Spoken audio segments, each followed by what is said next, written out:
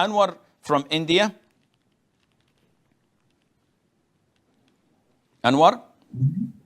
Assalamu alaikum wa rahmatullahi wa barakatuh. Alaikum assalam wa barakatuh. My question is, when you say that the opinion of Hanafi or Shafi or Maliki scholar is wrong, for example, touching a woman nullifies wudu, does it mean that it is most likely not a valid opinion, or does it mean that the opinion is not valid as decided by a committee of seasoned and well-experienced scholars? Okay, I will answer inshallah. So Anwar from India, he says, I have a confusion when the scholars discuss an issue such as nullifying wudu by touching the opposite gender. So they say Imam Shafi'i says it nullifies wudu even if you touch your own wife.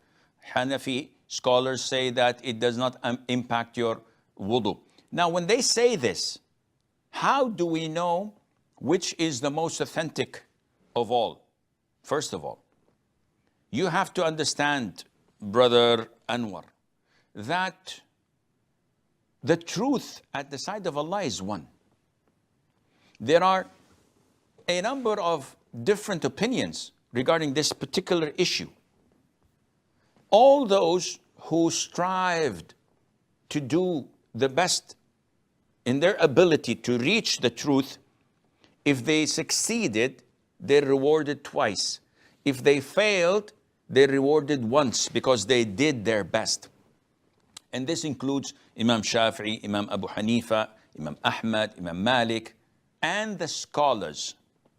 Now I'm talking about real scholars who are qualified in the Quran, the Sunnah, in the fiqh, in usul al-fiqh, in Arabic language, in this and that. Why? Because the vast majority of nowadays scholars and previous times, they were blind followers of their school of thought. So they know the ins and outs of their own school of thought. And they would not agree to remove an inch away from it, even if this goes against the Quran and the Sunnah. These are not scholars. These are blind followers. They are not allowed to give fatwas or to teach people by claiming that this is the most authentic opinion.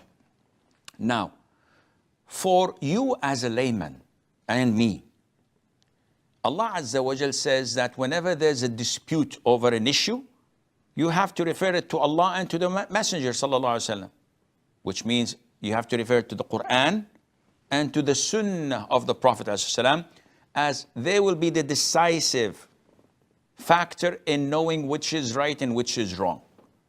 So it's not a committee of scholars. It's not the majority. It's not how many do you have in your party and how many do I have.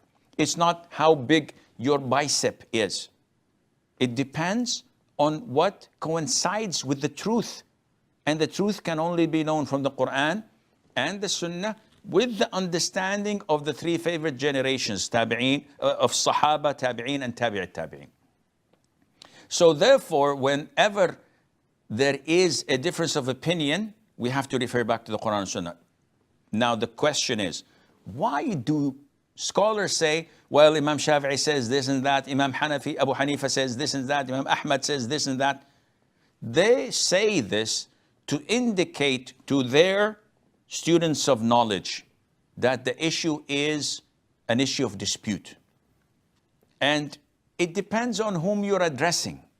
So if I'm addressing total laymen, I would not confuse them by telling them, well, there is an opinion that says right, an opinion that says left, an opinion that says front, an opinion that says back. So people will say, duh, I'll choose whatever I want. No, this is confusing. You tell and teach the people, قال Allah, قال Rasul, according to your conviction and what you believe in. If they believe you, if they trust you, if they think that you're knowledgeable and trustworthy, they'll follow you. Nobody will scrutinize you and say, hey, wait. You say this and that. Where did you bring this from? You say that it's permissible to eat the slaughtering of the Jews and Christians in the UK and the US, but they're atheists, but they're mushrik, but they're not proper Christians or people of the book. Maybe they did this, maybe. So he wants to argue with you. I'm not ready to waste my time to argue with you Go and check with the scholars, bin Baz, bin Uthaymeen. They will argue with you and they will teach you. My job is to educate those who are laymen, who trust me. Those who don't trust me, sue me. Don't listen to me. Don't learn from me.